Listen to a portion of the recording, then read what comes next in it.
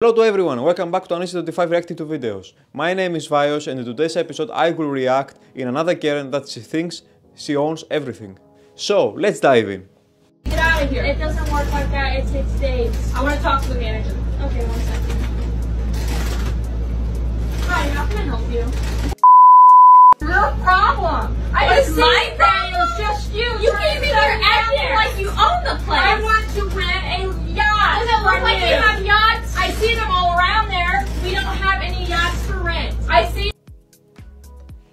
So guys, as you saw, this Karen thinks she owns everything. She is very demanding, she is very rude, and sometimes guys, Karens, they don't think about the feelings of the employees. In this particular video, the female owner trolled her and Karen got mad, and then the female owner tried to explain her that she is wrong and she has to stop, but the Karen kept going, and this is unacceptable behavior. I will react to plenty of Karens in this channel, and guys, we need to understand that customer is not always right. There's always limits. That was for today's episode, guys. I hope you like it. If you do, leave a like, make a comment, subscribe to the channel, share this video with your friends in order to get viral. With this way, you help me to keep going and to make stuff like this. So guys, I will see you in the next episode.